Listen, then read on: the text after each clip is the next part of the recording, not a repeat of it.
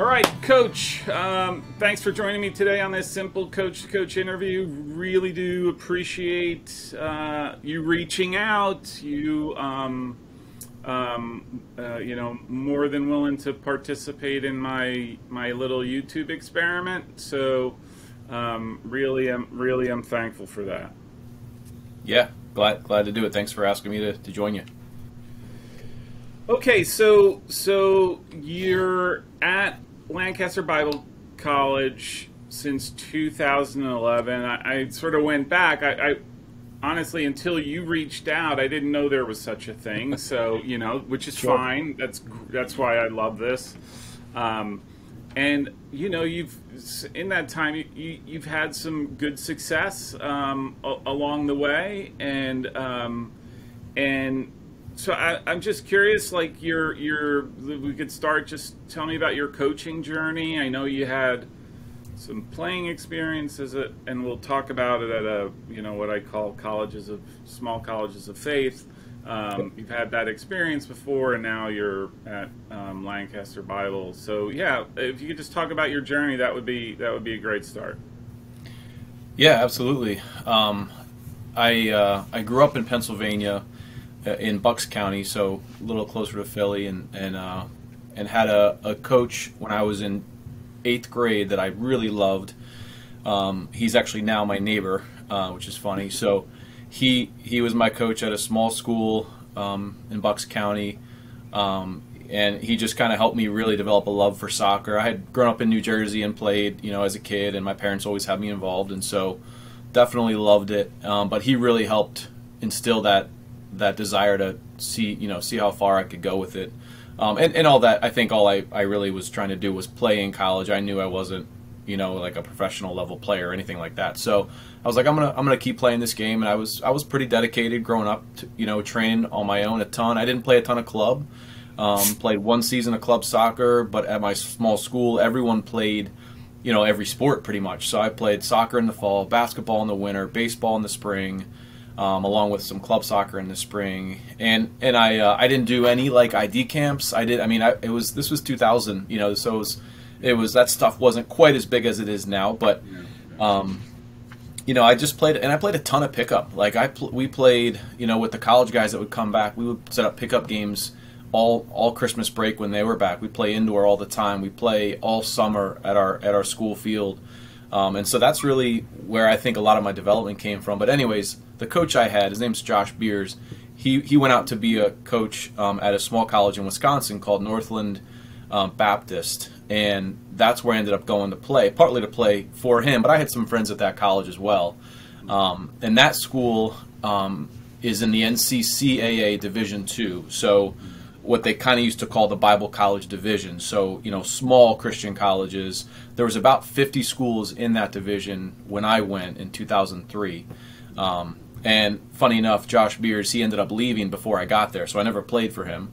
And the coach that took over ended up being a really, really close mentor for me, and a great coach, and a guy who I love today and still talk to. So his name's Matt Hodgkin. But yeah, anyways, I went out there and played. Didn't really know a lot about the landscape of college soccer, but I loved my time up there playing. We played NAIA schools, we played D3 schools, we played D2 schools, we played junior colleges. We just kind of had an assortment of schools on our schedule. And pretty quickly got really interested in college soccer and realized, these NAIA schools these guys are mostly international players. This is cool. I didn't know this was a thing. And then the D3 schools, we'd beat some of them, we'd lose to some. Some were really, really good, some were middle of the road, some were not as good as we were even. And so, so I kind of really got a passion for soccer that I had it, but I developed it through college, and then coming out, knew I wanted to stay involved in the game somehow. And that ultimately led me to come to LBC to be an assistant coach for Josh Beers again, who was my coach when I was in junior high school. So, yeah. Okay. And I'm just curious. You've stayed at these small Christian school, and obviously most of your tenure as a head coach has been at Lancaster Bible. Is there a reason for that? I mean, is it just that you like the atmosphere, the faith component, whatever that is, that sort of you've never, that I'm aware of, you've never sort of ventured to, hey, let me just go try even just another D3 school that, you know, like a college in New Jersey or something along those lines? Yeah, no, that's a great question. I mean, I think until 2000, maybe 18 or 19, I would have been interested in maybe moving on somewhere else. I feel like in the last 3 years or 4 years, I've really put some roots down here, and it feels more permanent. But I mean, I wasn't that I was against it or for it as far as leaving and moving on to another school or a different level or whatever. But I do enjoy the atmosphere at LBC. It's a unique college, obviously. Yeah. I mean, you look at our name and we're unique, Yeah. So a lot goes along with that. A lot of really good things, I think. I mean, if you come to our campus, there's a genuine warmth here that you can notice, and people care about each other at a deep level. And so I kind of had that in college in my playing days. Like I said, my coach was a really close mentor, father figure for me through a hard time in my life. So hoping to do some of that where I am here today, and the atmosphere allows me to do that here. So no, I love being here. The athletics are growing like crazy, and so I think that's really kind of where I'm at now. Yeah. Is there sort of like a commitment now? I'd say commitment to athletics, but is that something that's at Lancaster Bible? Is that something that's happening? Yeah. So when I got the job as the head coach in 2011, first of all, I was 25 when it was offered to me. It was a part-time position. It was $4,000 a year salary. No full-time coaches here at all. That wasn't even really a thought that anyone had, except maybe our AD, which he ended up pushing that and getting it. And so literally nobody applied for the job except me, and I wasn't even sure that I wanted to do it. Like, I just wasn't ready. I mean, I wasn't. And so there was one other guy who was interested in the job, who was more experienced than I was. He's the coach at Cairn University now, great guy. And I actually said, when I heard he was interested, I said, hey, let him do it, and I'll be his assistant. I needed more time to learn, and I knew that I needed that. But it ended up, the opportunity was there, so I took it and jumped in the deep end, and trial and error and a lot of mistakes along the way. But anyways, the job became full-time in 2015. So that's when you saw the school start to really invest in athletics as a whole. And almost all of our coaches are now full-time. We got a fantastic facility the last couple years. Yeah, I saw that. So there definitely is a commitment to growing athletics. I saw pictures. I haven't been out there. I've been to F&M and didn't, like I said, I didn't know you guys were a thing. So, but I saw pictures of your stadium and all that, and that's like top notch. Like that's that would be the envy, or it could be the envy of a lot of schools that just don't have those type of facilities. I mean, like I said, I think I could, where I went to school, they play in the football stadium, and not for lack of space or anything. That's the decision they make. So I know the soccer guys are like, it would be great to be playing in our own spot, right? So for sure. Hey, this is an odd question, but it does it. So I have like a gajillion theories about things, and it came about after sort of watching Messiah, and I always thought to myself, you know what? There's something different about even a Messiah, right? And then I looked at sort of these small colleges of faith, and there's some great soccer, there's some great programs out there. Obviously Messiah, and the NAIA, there's like Campbellsville and Grace, and I could only pin it on maybe like there's something different about the types of students that you, or the types of student athletes that you recruit, or, I mean, do you sense that there's something different about those types of athletes that come into your program that may not be the type of student athlete that would go to, you know, out there, or an F&M, let's say, right? Like just a different type of athlete. I'm genuinely curious because it's, you know, like I said, if you know, Messiah can win 11 national championships, to me, I keep thinking anybody can, right? But it doesn't happen that way, right? So, anyhow. Yeah, that's a great question. That one, we talk about that idea a lot here, and there's obviously, every school's different. Every school has their thing. Messiah has this unbelievable tradition, history, culture, and I love learning from them, and we're able to rub shoulders with them a lot, and it's been really helpful for our team. But I mean, we definitely recruit a certain unique student athlete to LBC. I mean, there's no doubt. I mean, again, our name, just at first glance, you can realize, okay, you know, a lot of kids would say, nope, not for me.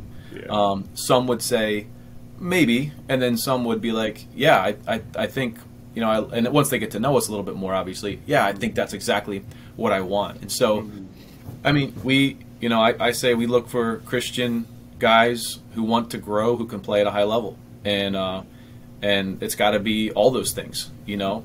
Not just the guy who might be from a Christian family or, you know, traditionally kind of religious. Like, it's got to be more than that if you're going to come to at least LBC and do well here. You got to really want that as a part of your life, and then you got to want to grow and you got to be able to play. So, I mean, I think each of those schools you mentioned, plus a bunch of others, obviously. Yeah. But they're not the only ones, right? Like, yep, we're going to be looking for a different type of kid. But also, I mean, like, even every team has their own standards that they're going to look for that are good, you know. Yeah.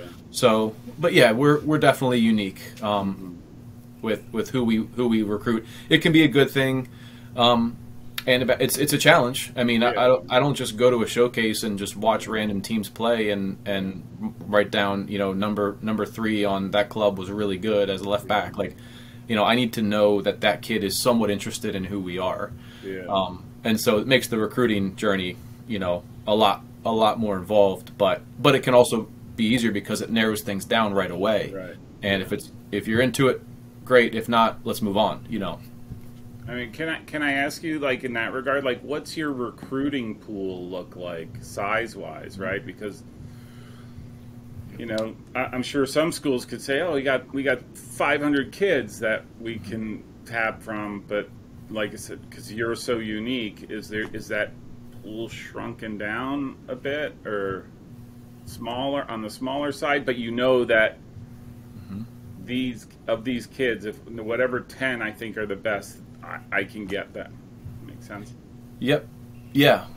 So we've done a little bit more looking at our numbers, and early on I just didn't have a big enough pool, and so we weren't getting quality recruits in here consistently. But now, I mean, we're like, I think generally my estimate is, you know, we're going to be interacting with 200 plus players to get 10 players, and that might be a similar number to other schools percentage wise. But yeah, we need to be able to have some kind of connection to them. Some kind of network has helped us get to know them, or have helped them get to know us. So yeah. Like, we're pretty regional. I mean, this area is really good for us because Lancaster County, as you probably know, is a little bit of a traditionally Christian area. Yeah. You know, well, in for some that ways too, right? Christian and a good soccer area. Yeah, and the soccer's great. So, like, I mean, I love recruiting locally. There's really good players in this area, and we've got several coming this year. So, so you know, we're kind of like Pennsylvania, New Jersey, New York, Delaware, Maryland, kind of regional. But then we'll have some international players occasionally that will be on our rosters, and we had 2 players this year who grew up as missionary kids overseas. You'll see that, and they're fantastic players and all conference guys. So that's it definitely it's a unique challenge, the recruiting at a school like LBC. Yeah, I'm certain. Every place has its challenges, but I would say, like, the more conditions that your school has, the harder that that funnel or it becomes more and more narrow. So let me just ask you, I mean, from when you started to now, do you notice a difference between the players that you recruit, whether that's talent-wise, whether it's their commitment to the game, whether it's their tactical awareness or anything like that? Yeah, absolutely. I mean, I would say my first several years, we would have multiple players on our team who, even if we didn't have soccer at LBC, they'd probably still be here studying, Oh, yeah. Now, I mean, I don't think there's a single player who would be here if soccer wasn't part of the equation, So you want it to be, as every coach at our level would say, you want it to be about more than just soccer. They need to, buy into the school and the program, and the major has to be what they, obviously all that. So we're similar there, but yeah, our talent gap used to be massive. We'd have, 2 or 3 really strong players. This is like 2012, 13, kind of those years. And then we'd have a drop off, and then there'd be like, 4, 5, 6, 7, and 8 would be kind of the next tier. And then at the end of the bench, there'd be players that, really could never probably play meaningful minutes for our team. So at this point now, it's really shrunk, and we've gotten, a very, top to bottom, a pretty competitive group overall, which is, and this fall probably more than ever, to be honest. So I'm really excited about our training sessions and what that will mean. That's the money, right? Like, if you could do that, your training sessions become that much more valuable and competitive, right? Yeah. You originally reached out to me to talk about, if I'd spoken to anybody about game models and that it was something that you were thinking about for the fall. And, I know that I have quite a few coaches that have been watching, like you, sort of watch the interviews to glean whatever they can off of those and hopefully enjoy them. But, maybe you could sort of talk about that a little, and then obviously, if anyone reaches out, or we can definitely make a connection there. Yeah, it's something, and I love Dan Wagner's philosophy too, and other great coaches are, you have your principles of play as a team. Everyone generally has something like that, whether if it's on paper or not. You've got a general mold. Most coaches would be using a general mold to create their team and how they play. But there's so much you can do with that, and I'm just starting, I think, now to try to get something a little bit more clear and more of an identity that fits, obviously, our players. You can't do it without the right players. So I'm just kind of starting this summer project where, I mean, I got a million resources already on files on my computer and working through things. And it's not, I was just talking to a friend this morning about this.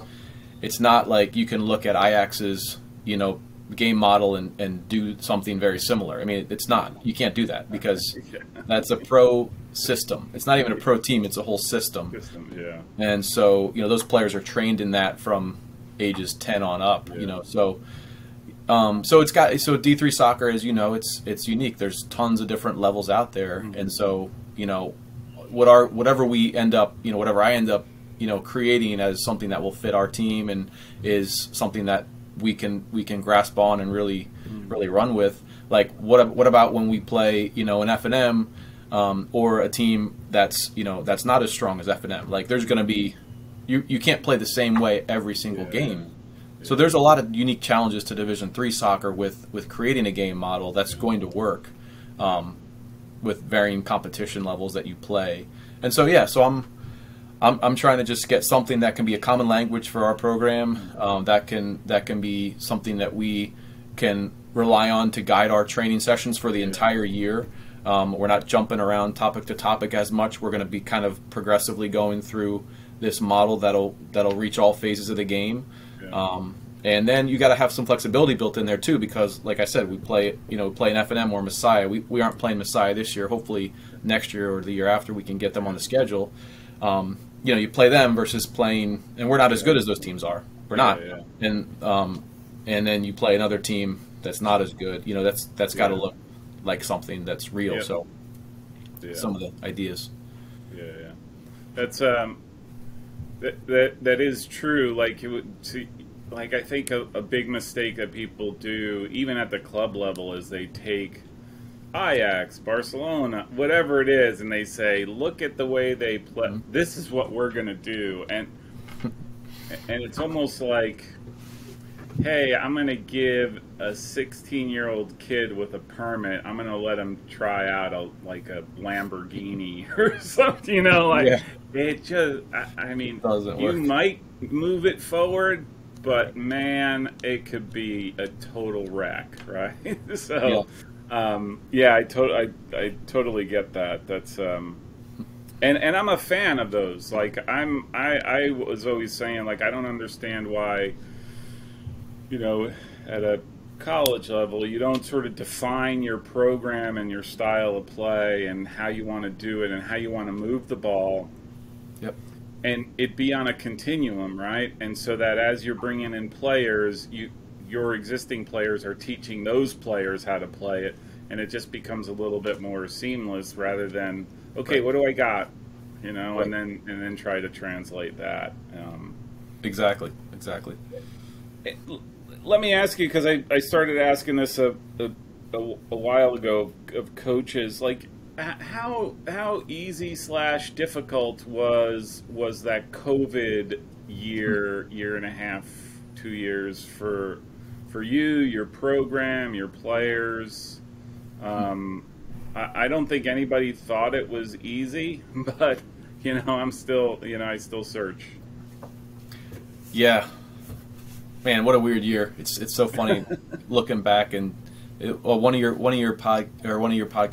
interview guys, I think it was Juniata's coach. I can't remember his name off the top of my head, but he said he got the job and then the world changed, I think. Yeah. And just that, yeah, that phrase just hit me like, man, the world did change, and so, I mean, it was rough. I mean, we had a lot of expectations for that fall season. We had a good group of seniors coming back. We had the only all-region player we've ever had. He was going to be a senior that year, and just he was training and playing all summer, and he was so excited. And the seniors were just devastated, in tears. Yeah. I mean, just once they got the news, and you just felt so bad for them. And thankfully, some were able to come back and use that eligibility. Others didn't, like every program probably. But we had a little bit of a easier time, I think, at LBC with it. We were allowed to train as a team during the fall. A lot of programs didn't do that, but they were done. Yeah. Yep, we were allowed to train. So we had like a 2-week non-contact thing, and like everyone kind of played with different ideas because no one knew what to do. But we trained all fall, 3 or 4 times a week. We played 11v11 games Friday nights. At first, the student body wasn't allowed to even walk outside and watch. Like, that's how crazy it was. But eventually, they were allowed to watch the games, which was fun for them. Something to do. Yeah. Something to do. Yeah. And so I looked at that year and I worked really hard recruiting to try to minimize the impact of that year on the next year's team.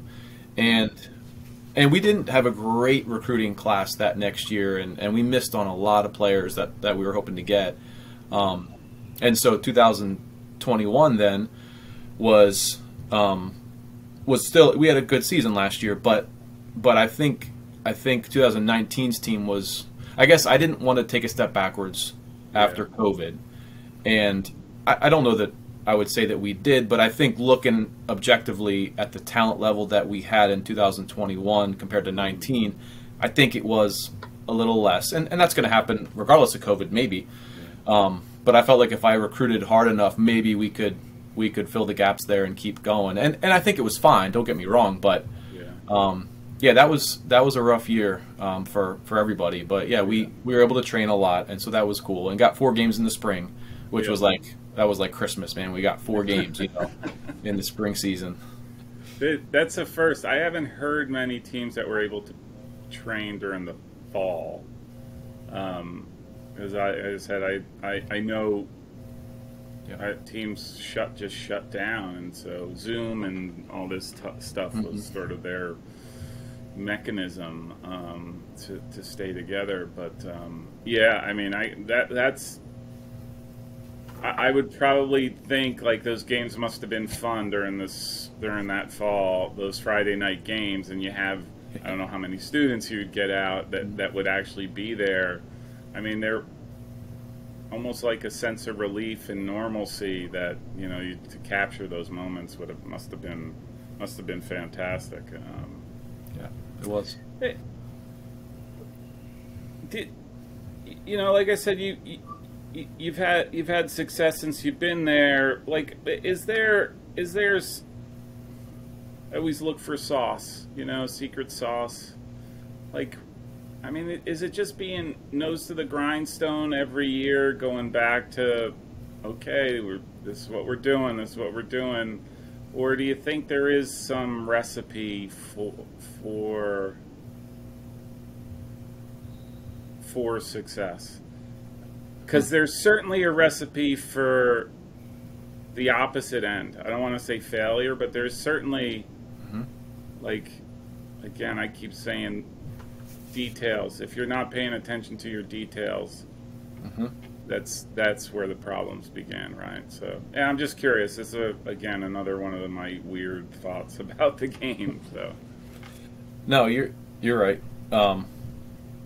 Yeah, I don't know. Secret sauce. That's a good way to think about it. Like, what is it that separates? And we talk about this in our athletic department.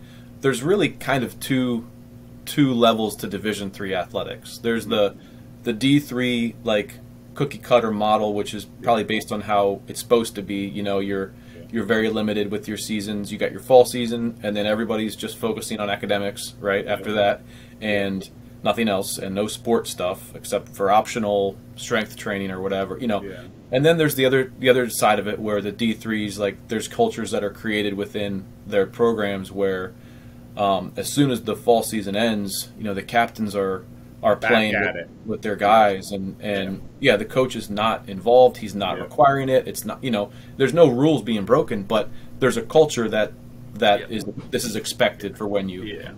So I think our team, as I've gone through it over the years, I've tried to be more on that side of it, 100%. So, so this year our guys played every Tuesday and Thursday night from January through our spring season on our turf, from 8 to 9:30 p.m.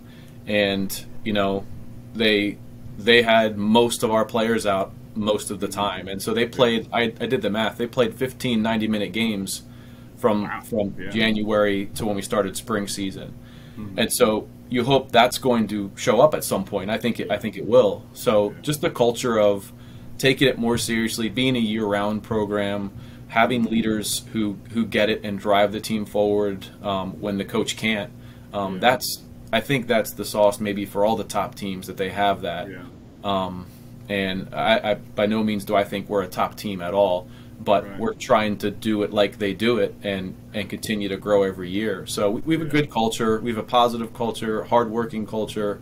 Guys love the game, and that's one thing we go after hard with the recruiting. And if you're not willing to wake up at 6 a.m. for strength and conditioning in January, then you probably shouldn't come to LBC and play, because that's what's going to be expected. So, not every day, but that's a big piece of our winter season.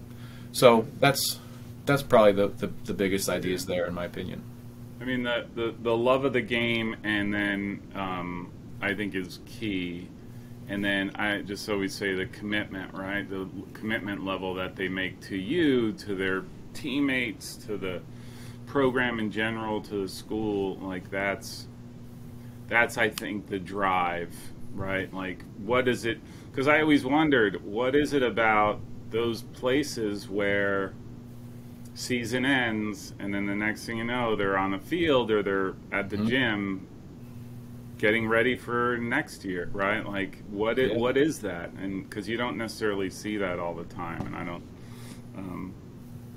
because ultimately, because I'm going to be this huge YouTube influencer, and I'm going to build this empire, media global empire. I thought I'm just going to, make my billions of dollars by packaging up that that success formula and sell it. And, exactly. It's there that easy. You go. So, and I'm no closer to it. So, right. Hey, how close, or have you thought about all those rule changes that have sort of been, I'll just say, discussed as of late? The especially that, what is it, Project 21st Century.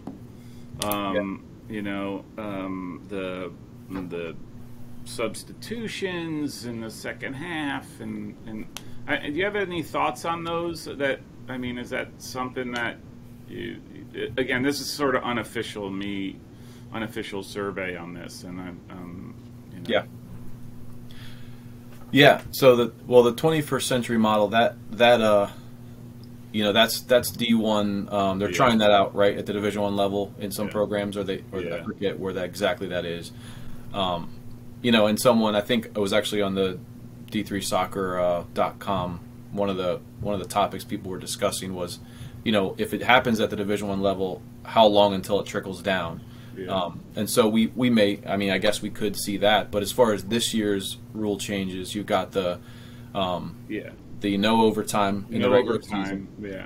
That one, I like that rule, and here's why. And I love overtime, and I love the golden goal, which is now gone, even in the playoffs.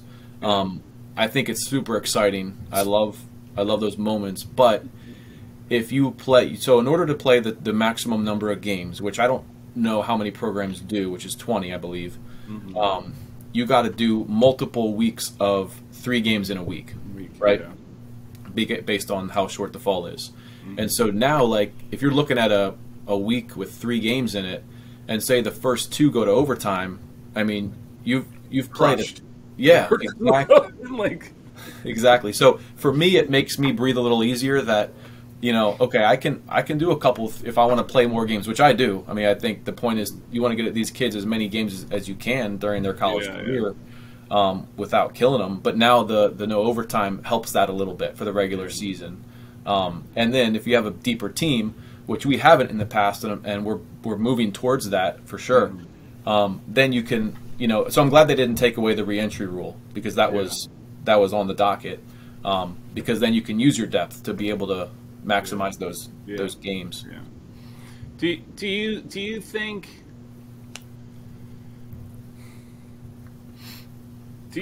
Do you think that is going to change the way, the overtime piece during the regular season? Do you think that's going to change the way you play your game or manage your game? So right, like 15 minutes left, it's tied, and now you can be like, well, let's just hold on, or let's just make sure we make no mistakes. We'll get to overtime. We can reset all that stuff.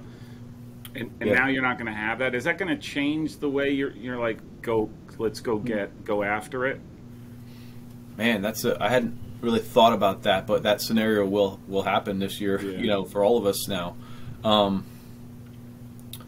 It might, you could kind of really, if you're playing a top conference team and you need to get a point out of it, you could really kind of pack it in for the last 10 if you wanted, and get that point, which could be a really good result based on who you're playing and where you're at in the conference standings. But for non-conference games, maybe we would want to commit some numbers to the attack a little bit as we go, and if we lose at the end of the game, we're not, we're still going to be concerned, but maybe we want to work on something with our attack that game, and as we're preparing for the conference game on the weekend or something.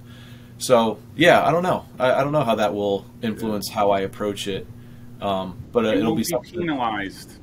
I mean, you would in the grand scheme of whatever the tournament, NCAA stuff, but you won't be penalized in non-conference games to basically throw caution to the wind, right? And just going after it in the last 15 minutes, or whatever the scenario ends up being. That's yeah.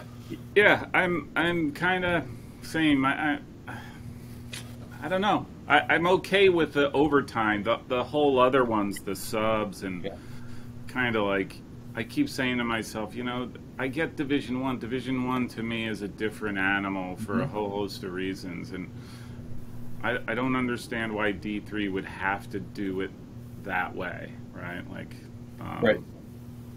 So, yeah. Okay. So, does your do you have any non-negotiables for your team? Like, do you have a set of hard rules that, look, if you're going to be at LBC, and you talked about some of them, which I think are more of like these general ideas, especially if you're coming to LBC for the purpose of soccer and education, you got to be bought into the whole mission of the school. Do you have anything where if you're going to be part of LBC, these are the things you have to commit to? And you're talking more cultural and lifestyle? Yeah. Like, hey, some places that I've known are, they give you a laundry list. You got to be on time. You can't drink soda. All these, and other places like, these guys are responsible adults. They got to learn to figure it out themselves. Yeah. That's a good question. As far as the specific non-negotiables, I mean, one of the things. So I guess working from the bigger picture down more small stuff. I think you gotta want to have the lifestyle that the student handbook would. We have a student handbook, so that prescribes a lot of the lifestyle things that are expected for LBC students. And so, like, we don't have more broadly if you're a student, okay, right. I mean, so every year I draw we don't like read it as a team or anything, but we make sure that we say those are the things that you've agreed to with being a student here, and the fact that you're a student athlete gives you even more of perhaps a platform to be a leader on campus. And so, we don't have a drinking or partying culture at all. Like, that's not accepted. So, if that's what somebody wants, that'll come out in the recruiting process too. And if that's what someone's looking for, it's a pretty easy conversation. But those kind of things would be important, for me to make sure that players are aware of. I mean, being on time, being at everything, even the unofficial stuff, like in the winter, like. And again, I can't penalize someone for not going, but I mean, if you just don't go to that stuff, like, I don't know that you would be, you're not going to probably last in the program just because that's how we do it. And so if you're not doing that, you're not really part of the team for those things. That's the commitment piece. Yep. That's the commitment piece. Yeah. I mean, the other thing too that I really work hard. This is more specific to like how we play is like. The transition moments. If you lose the ball, you better go get it back and work to get it back. I mean, and a lot of coaches would be all over that too. So especially with the way the game is today. That's a necessity, I think. Like, it's gone are the days, and very few players have the luxury of being like, I lost the ball. Oh well, like that. Maybe if you have a Cristiano Ronaldo there. Right. You could permit that, right? But for the most part, I think everybody's got to be of that mindset nowadays. Yep. Do you, during the season, and you mentioned like there's a few weeks where you play 3 games in a week because the way the schedule is, if you want to play the maximum number of games and whatnot. Do you have an opportunity to prepare for the individual teams, or do you put a lot of emphasis in that, or do you just kind of, because of that, you're just sort of like, this is the way LBC will play, this is the way we're going to go after games, and everything else is we can't push that through because of the amount of time you have. Yeah, I think every single matchup we're going to have, and Dan Wagner's like a master at this, and even a good friend of mine, Dan Krasenowicz at Penn State Harrisburg, he's so good at coaching matchups and figuring out advantages, watching film, and then going after weaknesses in teams, and so those guys do it as good as anyone. But I think like the earlier in the season that it is, the less you're going to be, or for us, the less that we're going to be concerned about individual teams who have these qualities and these advantages to how they want to play, or disadvantages or weaknesses. So we're still trying to build our identity as a team. Right. But there's always going to be moments like the set pieces. If you've got the film, like you can find the set pieces easily, and you can go over that stuff. And that's a time where the game slows down and actually stops. And you can, if you're prepared, you can be fine with those. Yeah. But I do remember one thing from 2019. We had 3 games in a week, and it wasn't supposed to be that way. So we were supposed to play Penn State Abington on, I think on a Saturday, and it got moved to a Friday. So we had a game Monday, Wednesday, 2 non-conference games, Monday and Wednesday, and then we had Abington on Saturday. And Abington was the top team. They were the returning champions from the conference 2 years running. They played a very unique style, super high press, super high back line, and would just work like crazy to get the ball after they lost it. And you were going to be offside 10 times in those games because they were going to step their back line so high. So we ended up working the week before on how to play against them, and we didn't even talk about the other 2 games at all.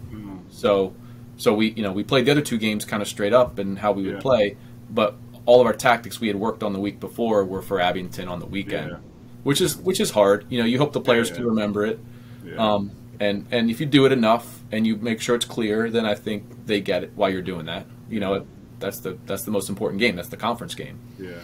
So that's what you do basically. You mentioned early in the season. So your non-conferences, I don't want to say you don't care, but you're almost like, we're just going to work on ourselves, figure that out, so that when we roll into the conference, we'll get a better understanding of who we're playing there, and you'll be able to transmit that to the team. And hopefully you already have this foundation of how you play. So that's that's a good way to look at it. Yep. Yeah, that makes sense.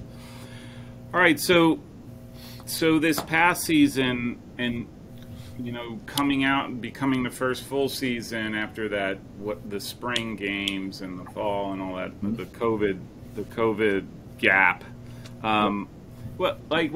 Did you have any expectations going into the season? I know you mentioned you some of the seniors that would have been there last year weren't going to be there. Did that sort of temper you a little bit, or no?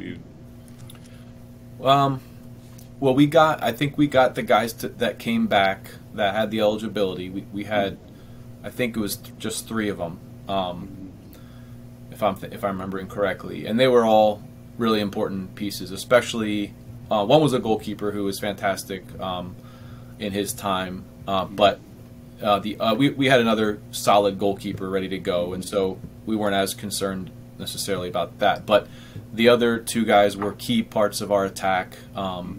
A winger and a forward. So those 2 guys coming back were huge to get, and they were already older to begin with, actually, based on they had sat out a year, I think, out of high school, and like they were both guys who transferred in. So no, the perspective was I think we weren't sure, like as a coaching staff. Now the other piece of this is one of our coaches had moved on from LBC to F&M, and he's a great guy. He did a great job for both programs. Still a good friend. And so I had a brand new coaching staff, and we were coming off of a year where we didn't play really. So we were kind of like, it was almost like a blank canvas on, all right, are these guys who are sophomores now who played their freshman year during COVID, are they just freshmen again, basically? Yeah. Or did they develop and did they grow? And we did see some of them grow over the year, maybe because we were able to train and they were able to play a decent amount. But Our expectations were, I mean, our conference is unique, as you probably have seen a little bit. So we've got, kind of a wide variety of schools. We knew one of the new teams that joined St. Mary's College of Maryland. We knew they were going to be really strong, and they were. And so, I mean, at this and the conference lost a lot of teams. So really, everyone's thinking, because our playoffs now went from 6 teams in the playoffs to 4. So I think every coach is like, you can't drop points. You got to get into one of those 4 spots. So every game is a final. Every game is a final. Yeah, you're exactly right. Yeah. So it ended up being a good season, and I was pleased with what the guys did. But there were definitely some weaknesses that we saw developing, and worked to address them for this year. And speaking of that, you made it to the final in the United East tournament and lost to a really that Penn State Harrisburg team. I thought was really good. I watched part of that where they play Messiah, and I thought they were just fantastic. I was just really impressed by them. Yep. And then you also made the NCCAA tournament and lost in the first round against a very good Roberts Wesleyan team that last night I watched a little bit, and I thought that they were really good. And so in knowing all of that stuff before the season and sort of as you're coming in, like how would you qualify it? Do you think it was a successful season by your standards, or was there disappointment? Do you think you should have done better, knowing that you had these 3 seniors that had stayed around? And I think it was a good season. Looking back, I think we're kind of a young program. We're growing into some things here, I think, and we saw some steps in 21, which were exciting. And a couple of the things as we look back, obviously making a run to the final was probably not necessarily expected by a lot of people, but to get there was good. That was a good step for us. Obviously, we want to win every final you're in. You obviously want to, but the Harrisburg team was, like you said, they were good. They had 14 seniors. I mean, they were stacked. They were loaded in every third of the field, and they're just a good program. And so they were the better team for sure. So, but it was a good season. We ended up beating 2 regionally ranked teams, which is the first time we've ever done that. I don't think we ever had a regional ranked win before.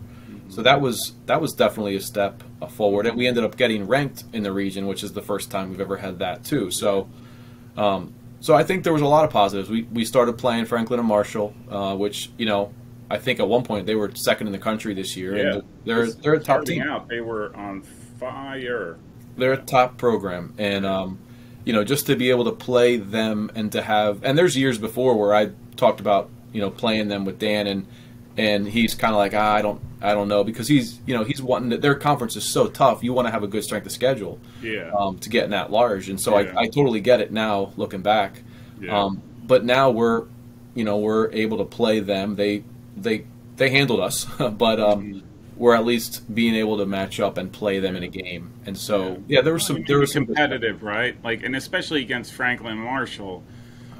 Nobody has an easy time against them, even the good, even good quality team. Like, it's just hard. They're hard. He's another one. If I could figure out his secret sauce, and package that up, I'd be a gajillionaire, because it astonishes me. Because there are parts where I'm like, I don't understand what they're trying to do, but they're so effective at it. It's just, to me, it's remarkable. Yeah. Yep.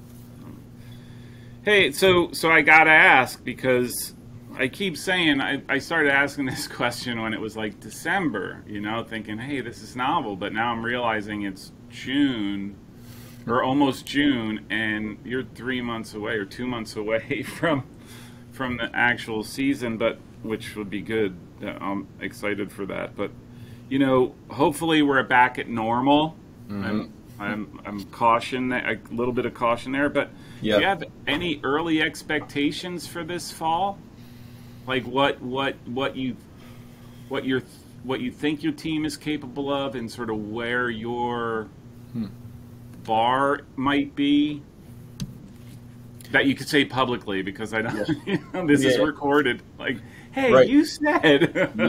I got to be careful here. No, we're really excited for this fall for a number of reasons, and we're pumped to see the team continue to grow. I mean, that's the goal every year. Can we keep getting better little by little?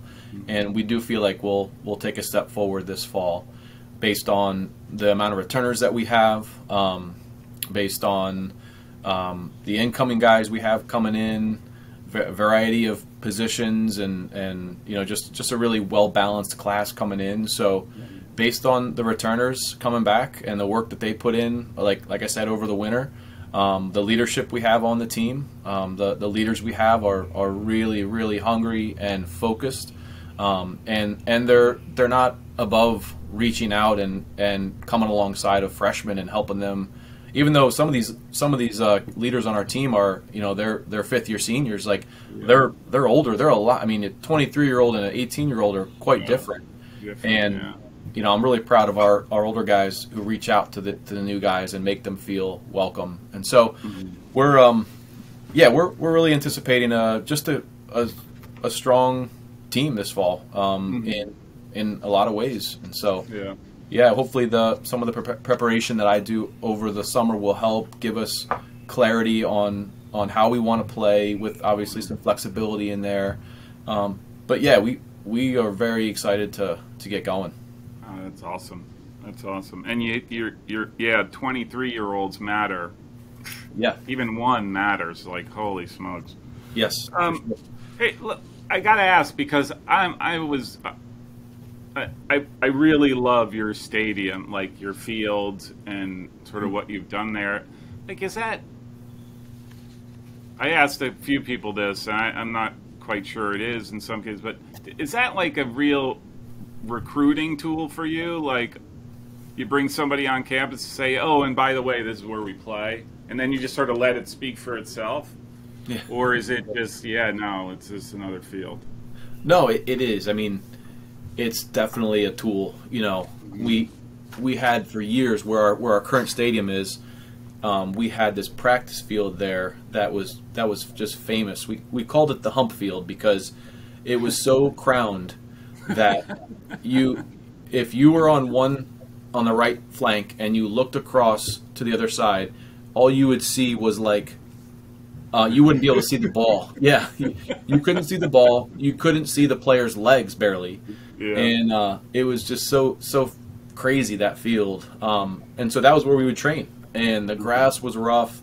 We would train sometimes on our game field, but obviously you had to have that ready for the games. So, man, just the thing it's done for us is it's allowed us to train just at a higher tempo and be able to. The turf just lets you play faster and lets you, just be more prepared in your training to play the way you want to play. But recruiting wise, it is helpful. I mean, players, the nicest high school stadiums were way better than what we had as a college for years, and now it's not that way. So it does help show the players who are serious about the game that, hey, you can come play here and you're going to get a quality experience playing. I think that's the truth. I've been saying, like, and in certain circumstances you can't, right? Like, you're just landlocked. So NYU is never going to have its own, right? For obvious reasons, they're in New York City. It's not going to happen. But I get that. But I'm starting to think that it's almost like that's becoming a non-negotiable. If you're a serious program, you need a serious-looking stadium, and otherwise you're gonna. It's like I hate to say it's an arms race because it's so overused, but it's true. Kid looks at, where do you play? Oh, you're on a dingy field, or you're in the football stadium with all the lines, and then you go somewhere else and it's like yours, right? Like, where would you rather play? Yeah, it's just aesthetically, I know where I would want to play. It's pretty simple to me. So anyhow, another one of my crazy theories. Is it okay we just shift into just a little bit about recruiting? And I know, again, we talked earlier just through the conversation that you're really unique in, as a small Christian college, and so it might be a little bit different, but I am genuinely curious about it. Someone on the D3Soccer.com boards, they're guys who are giving me feedback to other crazy fellows who like Division III soccer for some reason. Are like, oh, you should ask this. You should. So I got some questions that I thought were really good. Yeah. Are you familiar with those recruiting websites, companies? Yep. Do you use them? Do you leverage those at all? Is it possible to leverage them for you? Just again because of the LBC being as unique as it is. Yeah. Those are. There's a million of them now. There's a couple. I get the emails, man. Like my own kids, like okay. Yeah. Oh man, yeah. I got more emails this year for recruits than ever, and not like specific to me, like general mass emails, and every coach will kind of hit the lead on those unless for some reason they want to really take a look. But if it's not specific to the program, then it's just a cold call. But we do use some of those services. Secondarily, I would say, like our primary pool is people that we know and that know us, and the networking is just that much more important for a school like us because we're unique, as you've said. Yeah. But yeah, we do use a couple of those. Like there's NCSA field level. Those are two that I'm on. I wouldn't say I'm on there every day, but you can see sometimes a player will put like extracurricular interests and things, and you can kind of tell maybe from some of those if they might be interested in a school like ours. So those are little clues that I try to get and see if we can find someone through there. Do you mentioned just people who know you? Do you leverage, or are you trying to grow or improve, or is it already in place that your alumni? Do you try to leverage your alumni to identify players? Yeah, we do. We have a long way to go there. That's one of my goals this year is to do that at a higher level. We do have a alumni group that I send an email to every month, and sometimes part of that conversation is, hey, we've got this ID camp coming up. Please send me any guys who that might be interested, and I'd love to reach out and get more guys that know what we're all about, get them in here. So it is a great source for recruiting. We're getting more and more connected there, but it needs to, Messiah is they're like the example of that. They're just phenomenal. Right. Oh my gosh. It's just, they do a great job. So I think, wrong for other schools on so many levels. Like you're already starting at a disadvantage, right? Like, it's great for them. Yeah. All right, this is another one I kind of enjoyed. Have you passed up on players in the recruiting process that have landed at a school that maybe you competed against, and they were so good you were like, I can't believe I passed over them? I think usually if they end up at another school and are playing, usually I'm like, bummed that, like, not that I necessarily would have passed them over, but that I lost that recruiting battle, Yeah. I'm trying to think of an example of one that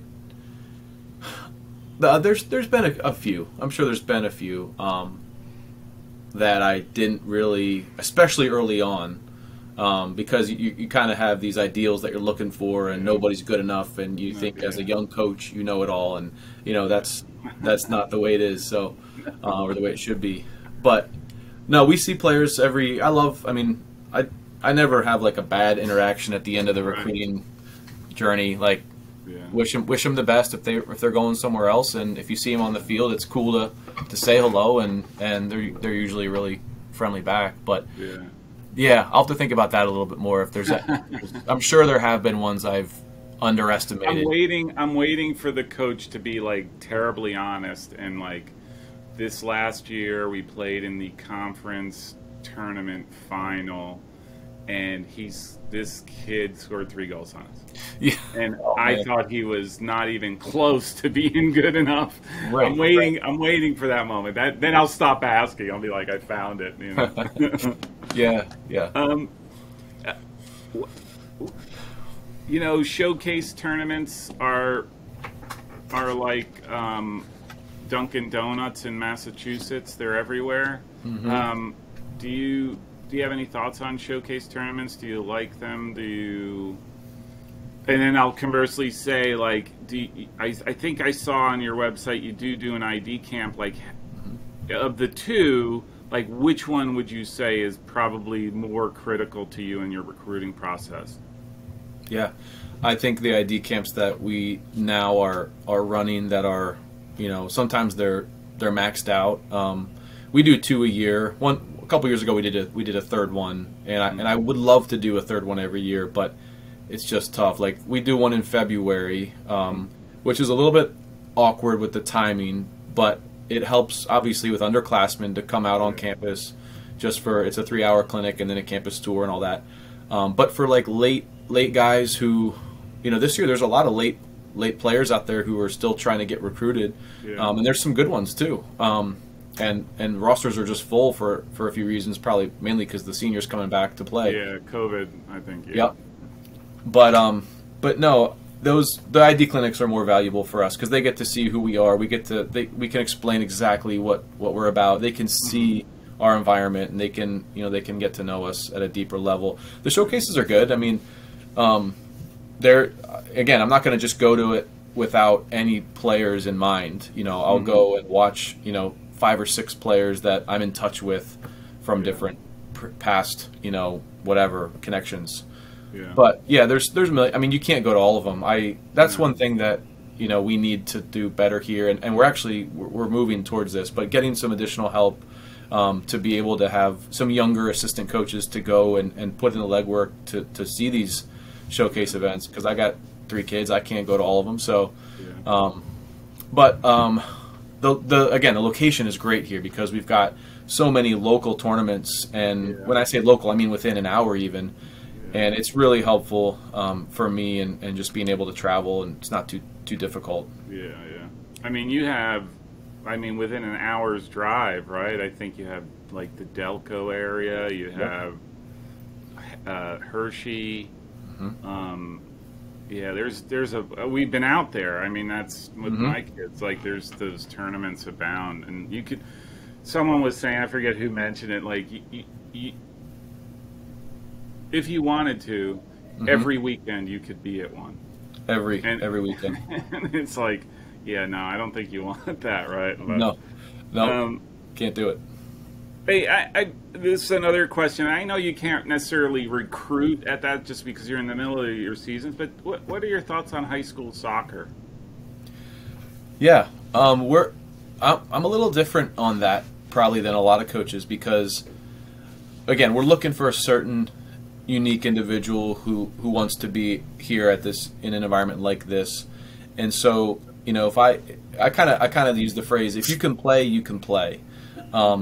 If you know, we've had so many players that are from tiny schools that are really good players. I mean, really good.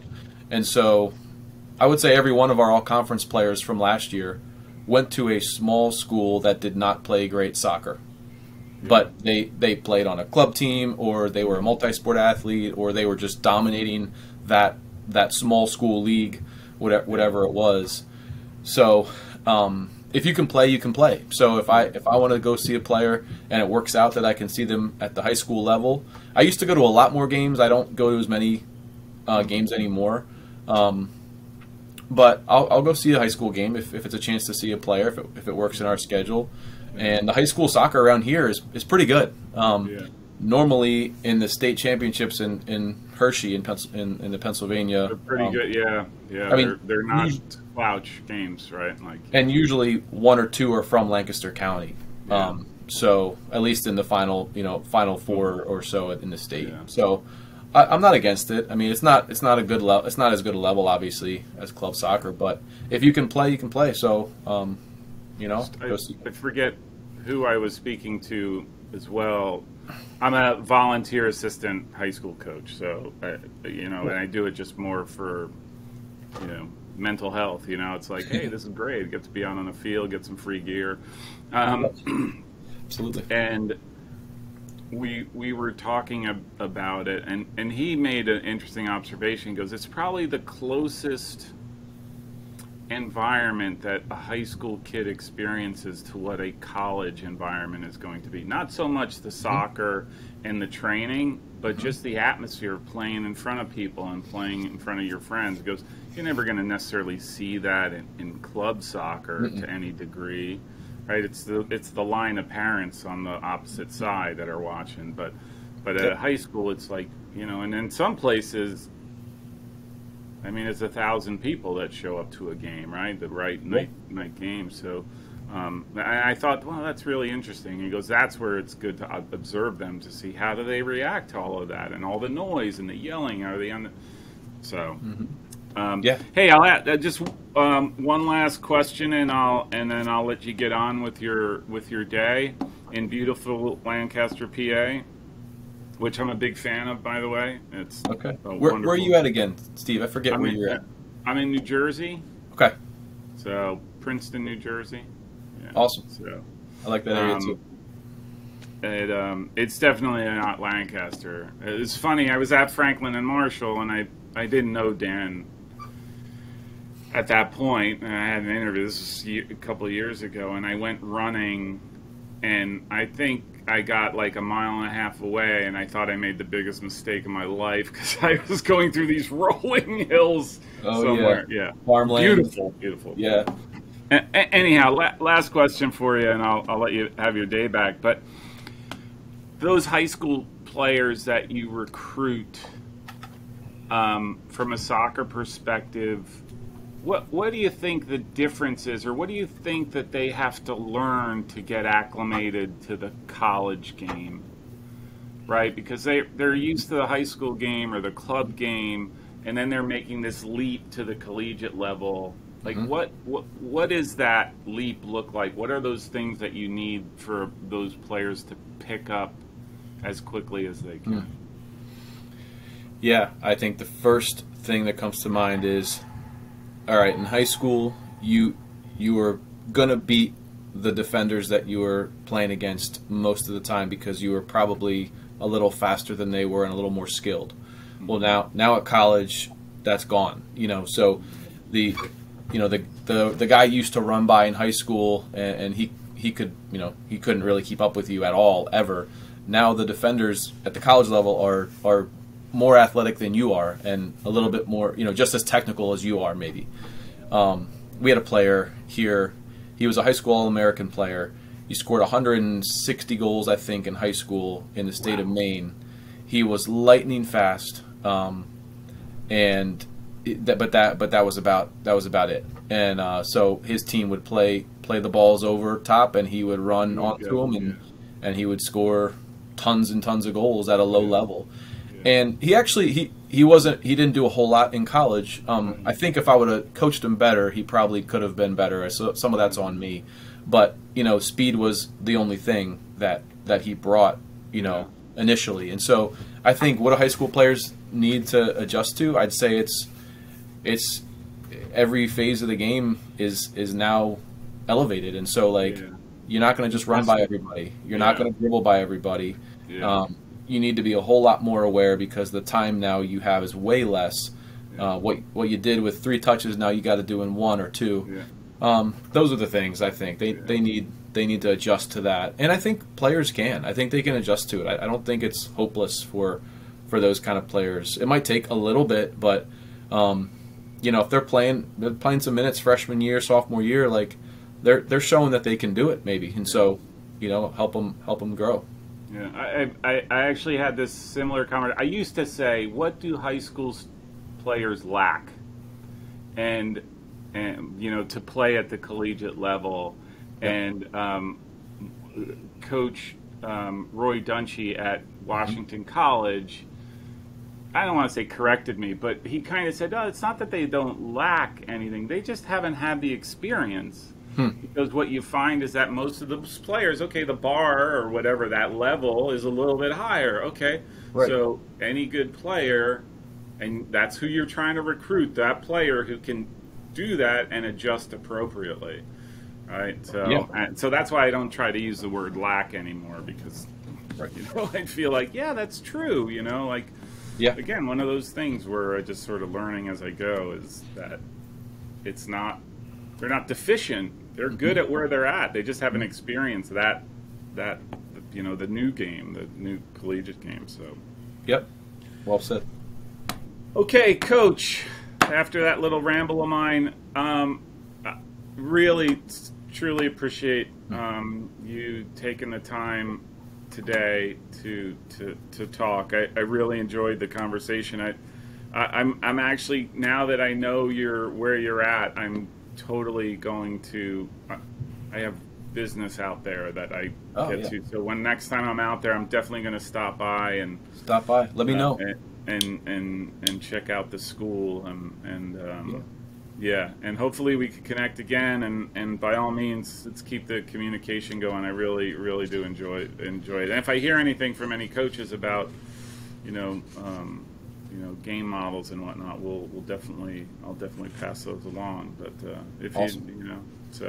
Anyhow, thank you very much. I mean, definitely, let me know if you're out here, and I'll show you around our field and campus a little bit. And it was awesome talking. Thanks for giving me a chance to share a little bit. And I love, I'm learning from all your coaches that you have on, because they're some of the best. So it was cool for me to be able to learn just from your dream of starting this conversation about D3 soccer, which I'm a total nerd too. I'm in it, So appreciate what you do for D3 soccer. My other thing is I'm going to find a therapist to help all these D3 weird guys. We need it. Because they can start with me, help me, and then But all right, very well. Cool. Thank you.